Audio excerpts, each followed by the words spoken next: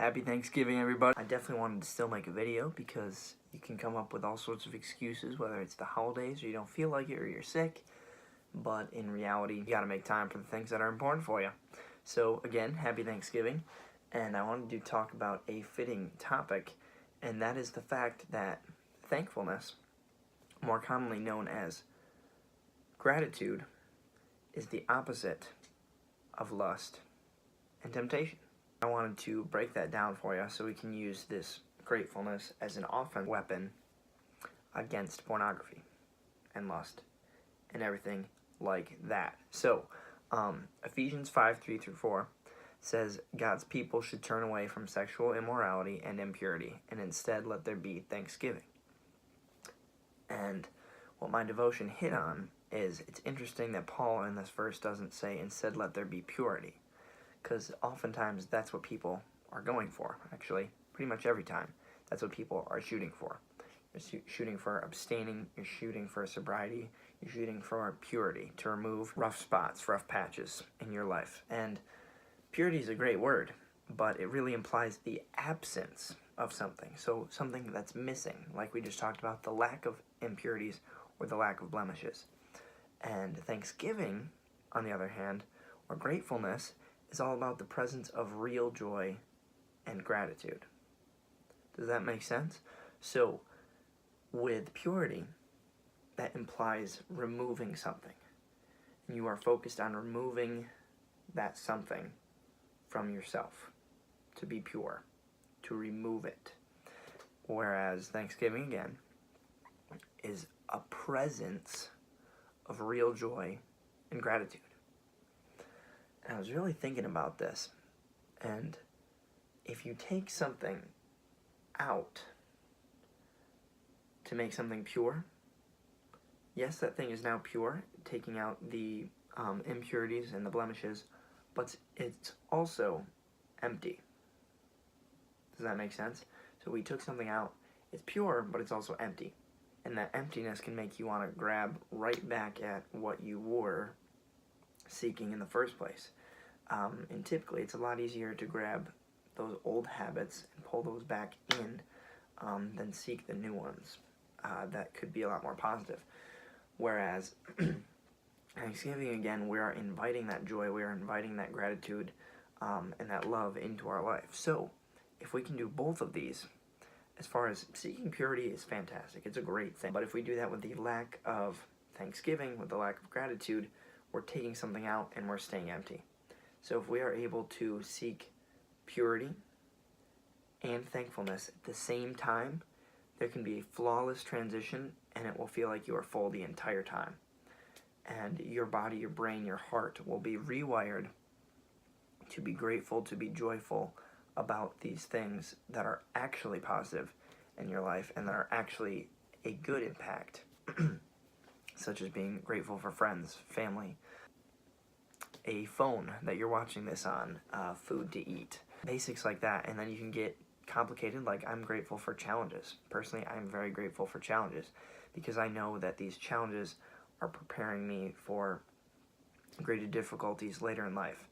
And oftentimes you see people who are handed stuff their whole life, they don't succeed too well most of the time because they never learned to deal with their own problems. They never learned to overcome small things. So then when the big stuff comes, they're toasted.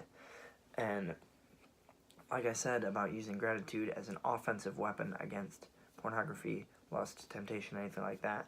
So you intentionally focus on the blessing that God's given you, friendships, relationships, talents even, and the responsibilities in your life, and most importantly, the gift of salvation.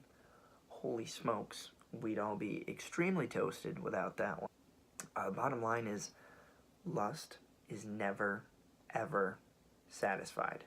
It's extremely selfish. It's what can I get for me? And I was reading a personal story, actually, and this guy talked about, really, really sad, but this guy talked about how every time he crossed a line on what he was viewing, what he was doing, that was the new standard. So every time he lowered his bar, every time he lowered his standards, that was immediately what he would start at the next time. And you guys might have found this to be true, with the fact that you need more extreme, more intense stuff as time goes on, until it becomes so sick and twisted that you just feel pain here. And for some reason, that's what this wants. And it's a very, very rough spot to be in, because you know in every part of your being that that is not where you want to be, but you feel forced to, because this thing is pretty much controlling you. So lust is never satisfied, but gratitude fuels joy, fuels happiness, fuels thankfulness. And it's the logic of gratitude to be thankful for what is yours, for what you already have, rather than longing for what is not yours. And that, my friends, is going to lead to greater, deeper joy and purpose in your life. Honestly, I would challenge all of you guys to be grateful for 3 things a day. 3 things, not very hard. If you keep that up for a month, you'll find yourself becoming grateful for things like you never would have even thought of. Stuff like sunshine peeking through the clouds in the wintertime. And like I said about challenges, how that's actually really making us a stronger individual. Thankful for all you guys, so many things. And honestly, that practice has helped so much with realizing how much I have and why in the world I would ever seek something that's fake and not real and hurting me when I already have all these blessings and all these other great people and things in my life to be thankful for. And finally, I'd just like to say that if you guys don't have a ton of things to be thankful for, first of all, stretch yourself, because I promise you there is things to be thankful for. Odds are if you're watching this video, you're a lot better off than probably 80-90% of the world's population. And second, know that if you are going through a difficulty, whether that's family, whether that's relationships, whether that's finance, that this is preparing you for something greater. This is preparing you for later down the road when you're really going to need it. And every challenge, every difficulty makes you stronger. So have peace in the fact that this is all for a purpose.